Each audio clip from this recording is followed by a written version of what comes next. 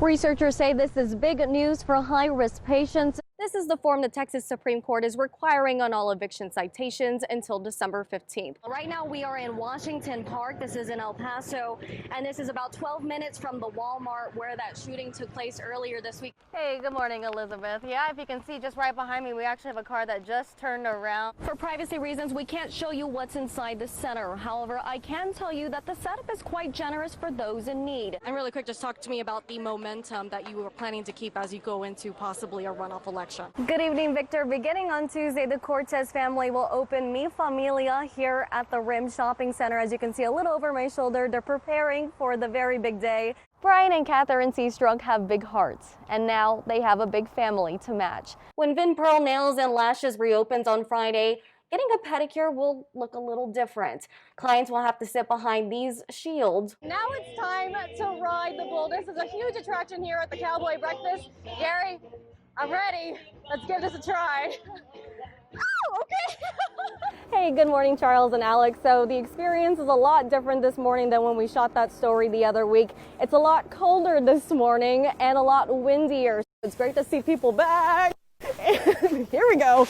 Got some wind pushing me. Whoa. I'm feeling the pain for the people that lost their parents. Open for more than 30 years. Debbie's Bloomers is El Paso's flower shop. We're just adding little flowers, whatever colors, see? Choosing each flower to make the perfect bouquet. Student volunteer Rocio Bracera is carefully crafting each bundle together.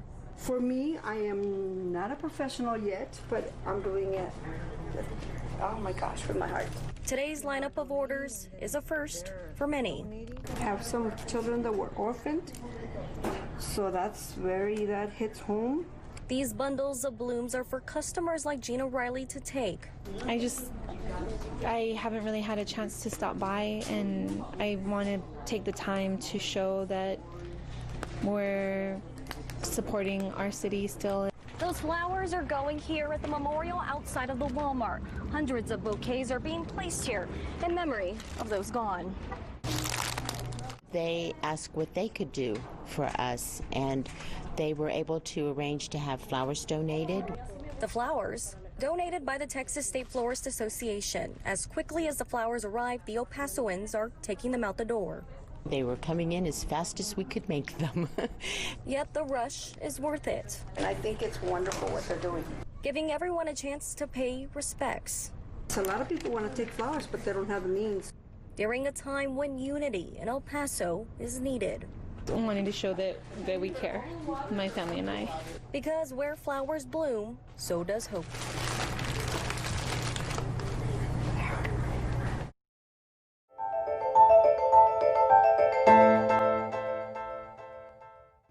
Her kids may joke about it. But this is how Christina Galan prepares her family's lunch. My kids will be like, Mom, but I'm hungry now. Basically, you gotta wait. We don't have a can opener. While she hammers down on a can of chili, tortillas cook on the stove. They are for a plate sale, which helps this single mother make a living. Christina is raising money to pay her home's $500 rent. On the verge of eviction, she's fighting to keep her kids in their beloved home. They started crying when I told them we might have to move out. Her house is rented through an oral lease. Lack of a hard copy contract makes applying for any type of assistance tough. We've made $200 so far.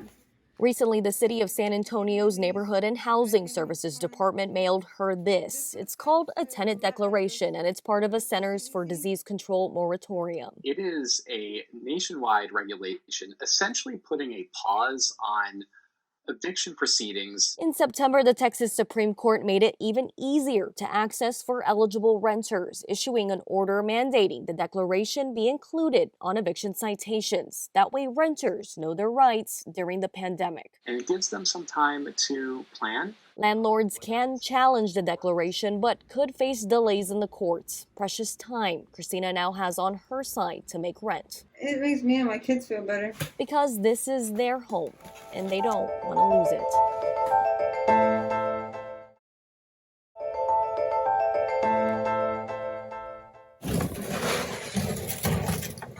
It's a sight for sore eyes. At least it is for Sarah Neal. One by one, she watches kayakers climb aboard for a morning of adventure. So right now we've got people launching so they can kayak on the San Antonio River. If people aren't already paddling along the river, they are here at the ramp. Have y'all done some kayaking before? Getting pointers for the journey ahead. It's been a long time, 30 years in fact, since kayakers have been allowed on this part of the river, the scenic business district where popular hotels, shops, and restaurants are located. Okay, now I'm ready.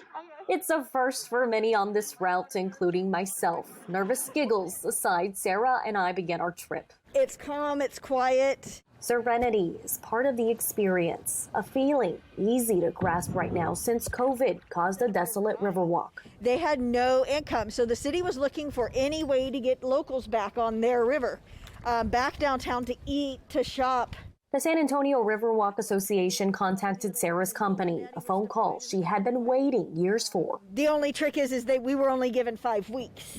A little more than a month to allow only morning cruises on the weekends. And if kayakers still want in on the river, they're already out of luck. All spots are sold out. Email the mayor. Sarah isn't giving up. Nearing the end of renting out kayaks, she continues advocating for an extension. All the way through October, November, December. It's not only helping her business stay afloat, but bringing locals back to the heart of downtown. Even if they aren't the best at kayaking. I don't give up. I fought for 5 years and it finally worked. Continuing to fight and hopeful to see it through.